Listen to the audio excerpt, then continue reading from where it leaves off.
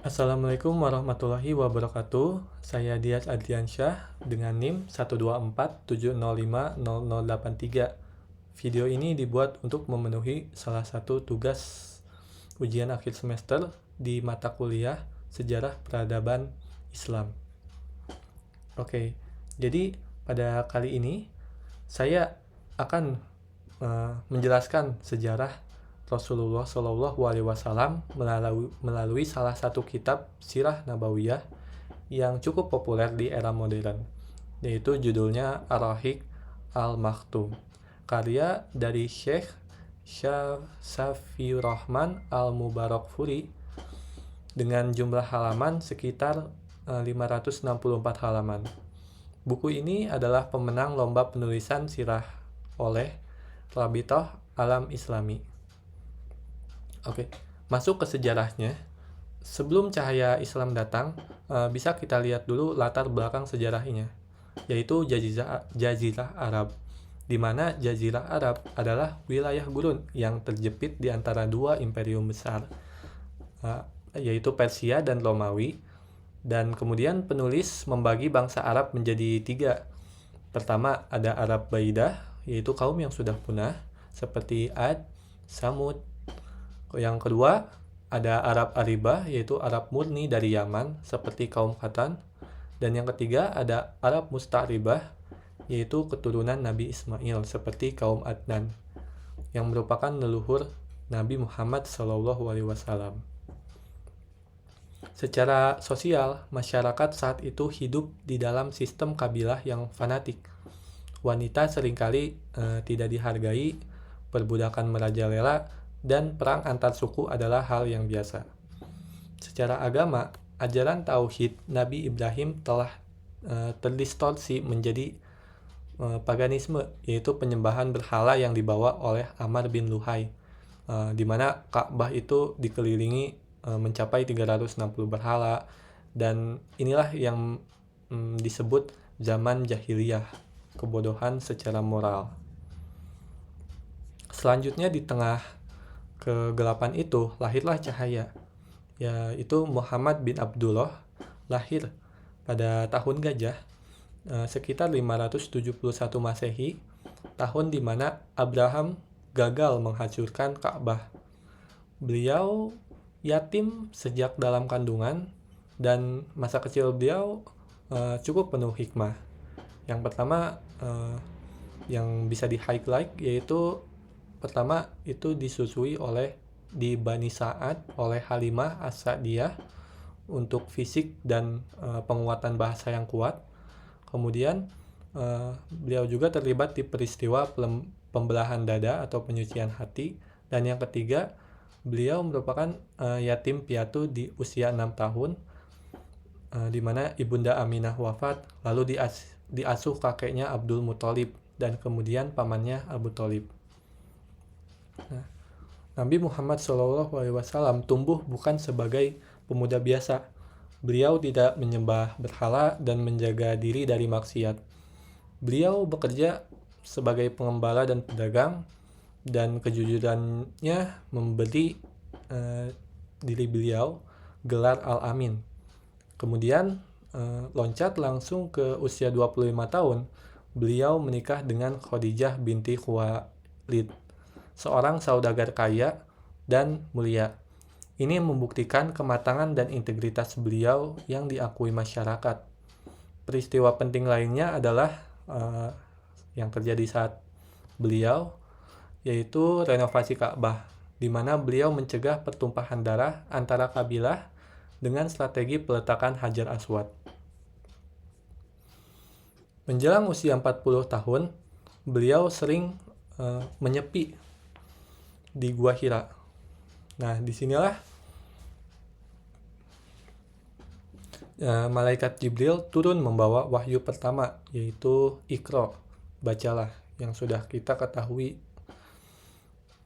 banyak orang. Nah, dari situ Nabi Muhammad resmi diangkat sebagai nabi. Setelah diangkat sebagai nabi, ya tentunya beliau melakukan dakwah sesuai yang diperintahkan. Namun dakwah beliau saat itu belum terbuka begitu. Yang pertama, metode dakwah beliau itu awalnya sembunyi-sembunyi. Selama 3 tahun beliau mengajak kerabat dekat, dan ada orang pertama yang tercatat yang masuk Islam, yang bisa disebut as-sabiqun al-awwalun. Di antaranya ada Khadijah, Ali bin Abi Thalib, Zaid bin Harisah, dan Abu Bakar. Kemudian dakwah juga setelah dirasa aman gitu, dakwah lanjut secara jahriyah atau terang-terangan. Setelah turun perintah Allah, beliau naik ke Bukit Safa dan menyeru kaum Quraisy. Reaksinya tentu saja kaum Quraisy itu menolak keras, terutama dari Abu Lahab. Quraisy menggunakan segala cara seperti negosiasi, intimidasi, hingga penyiksaan fisik seperti Bilal dan keluarga Yasir. Karena tekanan hebat, Nabi memerintahkan hijrah pertama ke Habasyah atau yang saat ini bisa disebut Ethiopia, yang dipimpin Raja Najasyi yang dikenal adil.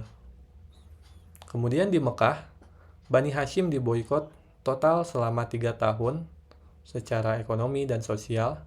Setelah boikot berakhir, Nabi menghadapi Amul Husni atau tahun kesedihan, di mana istri beliau, istri tercinta Khadijah, dan paman pelindungnya sedari kecil Abu Thalib wafat. Nah, untuk mencari dukungan baru, Nabi pergi ke Taif, namun dilempari batu. Di titik terendahan kesedihan manusiawi ini, Allah menghibur beliau dengan perjalanan Isra Mi'raj. Perjalanan dari Masjidil Haram ke Masjidil Aqsa, lalu naik ke Sidratul Muntaha untuk menerima perintah sholat 5 waktu. Nah, ini adalah ya sebagai penyemangat spiritual bagi perjuangan beliau selama ini. Kemudian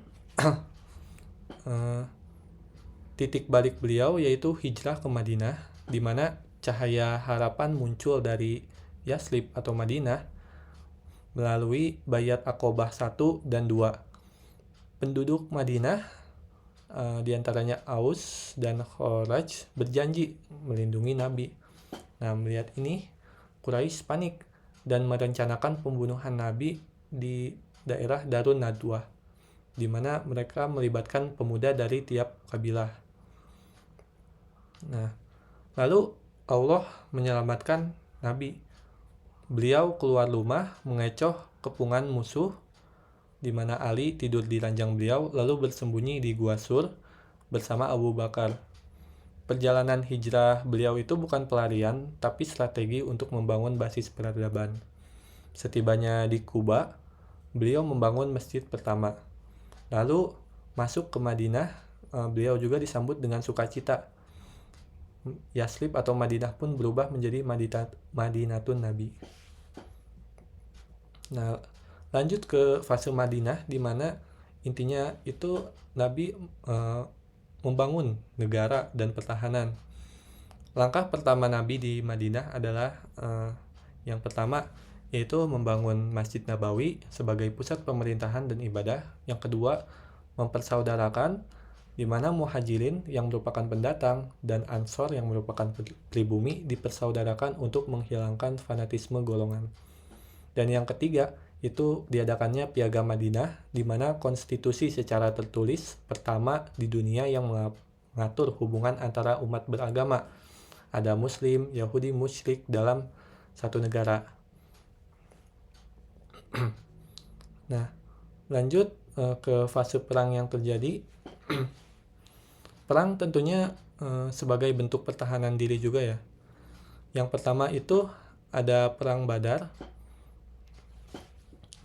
Perang Badar Kubro, di mana ini melibatkan 313 orang muslim melawan sekitar 1000 Quraisy. Ini adalah pembeda. Kemenangan telak muslim menaikkan wibawa militer dan politik Islam di mata Arab. Tokoh Quraisy seperti Abu Jahal tewas di peristiwa ini.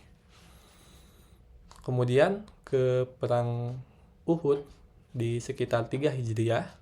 Ini menjadi ajang balas dendam bagi Quraisy Awalnya Muslim unggul kan di perang sebelumnya. Namun karena pasukan pemanah itu melanggar perintah Nabi karena tergiur harta rampasan, kondisi berbalik. Nah, Hamzah yaitu paman Nabi syahid, kemudian Nabi terluka parah, dan yang menjadi pelajarannya ya ketaatan pada pimpinan adalah kunci. Maka dari itu pasukan-pasukan itu menjadi pelajaran bahwa untuk mengikuti kata-kata pemimpin perang mereka. Lanjut, yang ketiga ada perang Khandaq sekitar 5 Hijriah, di mana koalisi besar itu mengepung Madinah. Atas ide Salman Al-Farisi, umat Islam menggali parit, kemudian Allah mengirimkan sebuah keajaiban, bisa dibilang angin topan yang memecah belah musuh. Dan di internal ada Yahudi satu persatu diusir atau dihukum karena berkhianat melanggar piagam Madinah dan mencoba menusuk dari belakang. Nah, setelah beberapa peperangan yang terjadi, lanjut ke peristiwa selanjutnya, itu yang bisa dibilang menuju kemenangan dan hampir menuju akhir hayat Nabi Muhammad SAW. Nah, pada tahun 6 Hijriah terjadi perjanjian Hudaibiyah. Meski terlihat merugikan di awal, tapi ini adalah kemenangan diplomatik yang terbesar. Islam diakui sebagai kekuatan yang setara. Memanfaatkan masa damai itu, Nabi mengirimkan surat ke raja-raja dunia seperti Heraklius, Kisra, Mukaukis untuk mengajak kepada Islam. Dan dari situ dakwah mulai bisa menyebar secara global. Lanjut, di tahun 8 Hijriah, Quraisy melanggar perjanjian. Nabi membawa 10.000 pasukan menuju Mekah. Kota suci itu takluk nyaris tanpa darah. Nabi menghancurkan berhala di Ka'bah sambil membaca, "Kebenaran telah datang dan kebatilan telah lenyap." Sikap beliau kepada Quraisy yang dulu menyiksanya, yaitu, "Pergilah, kalian bebas." Akhlak inilah yang membuat manusia berbondong-bondong masuk Islam. Setelah Mekah, masih ada perlawanan dari Hawazin atau Perang Hunain dan ancaman dari Romawi di Perang Tabuk. Semuanya berhasil diatasi ya, dan mengukuhkan Islam sebagai kekuatan dominan di Jazirah Arab. Lanjut, di tahun 10 Hijriah, Nabi melaksanakan Haji Wada atau perpisahan. Khutbah beliau saat itu sangat monumental, di mana beliau menekankan persamaan hak, larangan riba, dan perlindungan darah atau harta. Sekembalinya beliau ke Madinah di awal tahun 11 Hijriah, beliau sakit. Beliau wafat di pangkuan Aisyah radhiyallahu anhu pada 12 Rabiul Awal, dan setelah memilih untuk kembali kepada Ar-Rafiq Al-A'la atau tempat tertinggi, kemudian Abu Bakar menegaskan, "Barang siapa yang menyembah Muhammad, Muhammad telah mati. Barang siapa menyembah Allah, Allah maha hidup dan tidak mati."